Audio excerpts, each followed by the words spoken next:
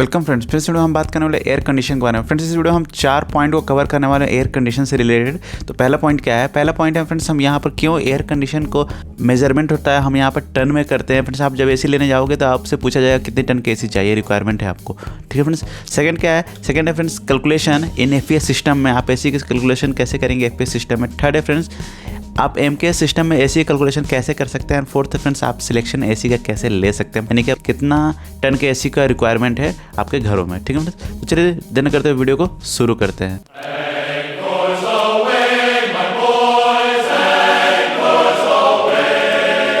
तो फ्रेंड होता क्या है, पहले के ज़माने में क्या होता था कि पहले के ज़माने में एसी वगैरह नहीं होता था ऐसा कुछ सिस्टम। तो उस समय क्या होता था कि आपको अगर आपके कमरों को कूलिंग करना है तो आपको यहाँ पर बर्फ़ यूज़ करना पड़ता था आपके घरों में, और बर्फ़ यूज़ करके आपको फ़ैन वगैरह ऐसा कुछ सिस्टम को यूज़ करना पड़ता था। आप जब बर्फ़ घर में रख दोगे उसके बाद फ़ैन आप चला लोगे तो उससे क्या होता था फ्रेंड्स, उससे जो बर्फ़ से रिलेटेड सराउंडिंग जो एयर है वो ठंड होने के कारण वो जो ठंडा एयर है वो पूरे आपके कमरे में फैल जाता था, और जिससे कि आपका कमरा जो होता था वो कूल होने शुरू हो जाता था। फ्रेंड्स ये एक ट्रेडिशनल तरीका था जो कि अब बंद हो चुका है, क्योंकि फ्रेंड्स अब एसी का आविष्कार हो चुका है। फ्रेंड्स आपको बता दूं कि एसी का आविष्कार जो है 1902 में हुआ है, और ये विल्स हैविलैंड कैरियर ने उनका आविष्कार किया था। ये एक बहुत बड़े इंजीनियर थे, उन्होंने ही इसका आविष्कार किया था। आपको बता दूं कि आपने जो एसी देखा है, विंडो टाइप एसी देखा होगा या फिर आपने एक वॉल माउंट टाइप का एसी देखा होगा फ्रेंड्स, लेकिन ये केवल यहाँ तक ही सीमित नहीं है।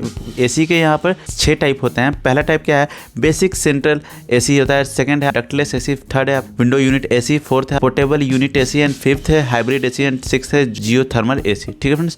तो ये 6 तरह के एसी आपको यहाँ पर मार्केट में अवेलेबल होते हैं। आपको क्या रिक्वायरमेंट है वो आपके ऊपर डिपेंड करता है, ठीक है फ्रेंड्स। मैं आपको बता दूं कि एसी में बर्फ़ का तो यूज़ नहीं होता है। तो फ्रेंड्स एसी में ऐसा क्या यूज़ होता है जो कूल कर देता है पूरे सिस्टम को। तो फ्रेंड्स एसी में जो होता है कूलेंट का यूज़ करता है, और ये जो कूलेंट होता है ये फ्रियोन होता है। फ्रियोन गैस आप जैसे कि पहले भी जानते होंगे। फ्रियोन के बारे में आपको बता दूँ, फ्रियोन जो होता है एक हाइड्रोक्लोरोफ्लोरोकार्बन होता है, जिसको हम लोग शॉर्ट फॉर्म में HFC223 भी बोलते हैं। तो ये जो एसी है थर्मोडायनेमिक के थ्योरी पर वर्क करता है, यानी कि रेफ्रिजरेंट साइकिल की थ्योरी पर वर्क करने वाला एक सिस्टम होता है, ठीक है। तो पहले के ज़माने में क्या होता था कि अगर आपका घर में 1 टन का बर्फ़ आपका रख दिया जाए, वो जितना कूलिंग हमें देगा उतना ही आज के ज़माने का मॉडर्न एसी 1 टन का कूलिंग प्रदान करता है। तो इसीलिए फ्रेंड्स हम यहाँ पर 1 टन के बर्फ़ को रेफरेंस मानते हैं, और आज जो मॉडर्न एसी बनी होती है वो टन में होती है। मिनिमम 1 टन, एंड 1 टन से स्टार्ट होती है 1.5, 2 एंड सो ऑन। ये जो कूलेंट का तरीका है वो 1 टन से ही कंसीडर करते हैं, यानी आपका 1 टन का बर्फ़ जितना भी कूलिंग देगा, हीट एब्जॉर्ब करेगा, उतना ही 1 टन का एसी भी उतना ही हीट को एब्जॉर्ब करेगा। तो चलिए हम यहाँ पर देख लेते हैं ton of the refrigeration in the FPS system. Ton of refrigeration in FPS system में आपको क्या है, इसका कैलकुलेशन है। पहला कैलकुलेशन देखिए यहाँ पर है, 1 टन में होता है 2000 पाउंड। पहले के एफपीएस सिस्टम में पाउंड का ही यूज़ किया करते थे, तो 1 टन में होता है 2000 पाउंड।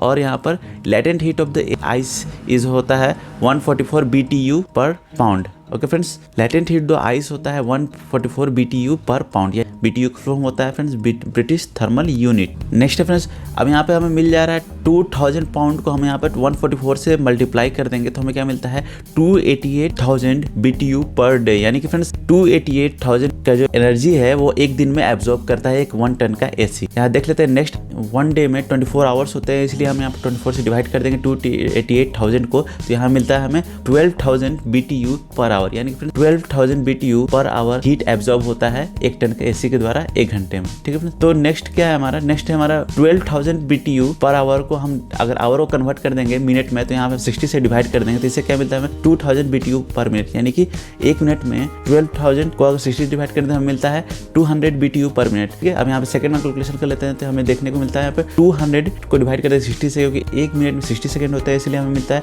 3.33 BTU पर सेकंड। यानी कि 1 सेकंड में 3.33 BTU एनर्जी एब्जॉर्ब होता है 1 टन के एसी के द्वारा, ठीक है। अब हम देख लेते हैं एमके सिस्टम में क्या है। तो एमके सिस्टम में होता है जैसे कि 1 टन में 907 kg होता है। तो हम यहाँ पर देख लेते हैं latent heat of AC in 80 kilo calorie पर kg, ठीक है। आप कंफ्यूज बिल्कुल मत होइएगा फ्रेंड्स, यहाँ पर हम एमके सिस्टम की बात कर रहे हैं, इसलिए यहाँ पर लेटेंट हीट का भी यहाँ पर यूनिट चेंज हो जा रहा है, इसलिए यहाँ पर 80 किलो कैलोरी पर kg हो गया।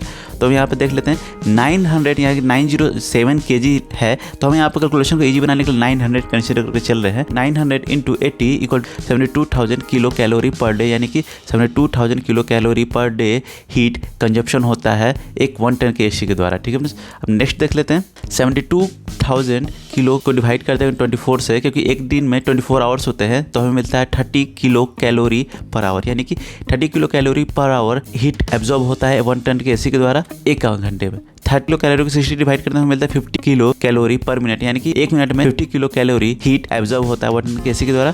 उसी तरह हमें यहाँ पे 50 किलो कैलोरी को 60 से डिवाइड करते हैं मिलता है 0.8333 किलो कैलोरी 1 सेकंड में। 1 सेकंड में यहाँ पर 0.8333 किलो कैलोरी एब्जॉर्ब होता है 1 टन के एसी के द्वारा। तो चलिए यहाँ पे देख लेते हैं सिलेक्शन ऑफ एयर कंडीशनर। तो सिलेक्शन ऑफ एयर कंडीशनर कैसे हम यहाँ पर ऐसे सेलेक्ट करते हैं, क्या इसका फॉर्मूला है, कुछ एक बेसिक फॉर्मूला। वैसे तो एसी का सिलेक्शन और भी कुछ फैक्टर पर डिपेंड करता है, लेकिन हम एक बेसिक एक फॉर्मूला के थ्रू इसको समझने की कोशिश करेंगे। फ्रेंड्स, जैसे रूम का साइज है आपका, मान लीजिए हाइट है 10 फीट, विड्थ है 10 फीट और लेंथ है 10 फीट, आप जैसे देख पा रहे हैं फिगर पर भी। इसको आप एक बेसिक फॉर्मूला की तरह मान लीजिए। फॉर्मूला हमारा ton equal to cube root volume of the room divide by 10। तो यहाँ पर वॉल्यूम ऑफ द रूट क्या है फ्रेंड्स, 10 × 10 × 10। तो चलिए हम 10 × 10 × 10 कर देते हैं अंडर क्यूब रूट में।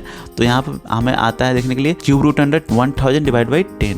तो अगर हम इसे और सिंप्लीफाई करेंगे तो हमें मिलता है टन इक्वल टू 10/10। अगर इसे और सिंप्लीफाई करेंगे तो हमारा आंसर आ जाता है टन इक्वल टू 1, यानी कि 1 टन का AC 10 feet length, 10 feet breadth and 10 feet height वाला जो एरिया है उसे वो कूल कर सकता है। तो घरों के कमरे के साइज अलग अलग होते हैं, तो उसके हिसाब से आप यहाँ इस फॉर्मूला में, यानी कि ton equal to cube root volume of the room divide by 10, इस फॉर्मूले में अगर आप इसे रख देंगे तो आपको ऑलमोस्ट अंदाजा हो जाएगा कि आपको कितने टन का एसी रिक्वायर है आपके घरों के लिए। तो फ्रेंड्स, ये था छोटा सा वीडियो। अगर आपको अच्छा लगा तो इस वीडियो कर दीजिए लाइक, हमारे चैनल कर सब्सक्राइब, और इस तरह के और वीडियोस देखना है आप हमें कमेंट कर सकते हैं फ्रेंड्स। और फ्रेंड्स, आप चाहे तो आई बटन पर क्लिक करके और वीडियोस भी देख सकते हैं। तो अभी तक के लिए इतना ही फ्रेंड्स, थैंक यू।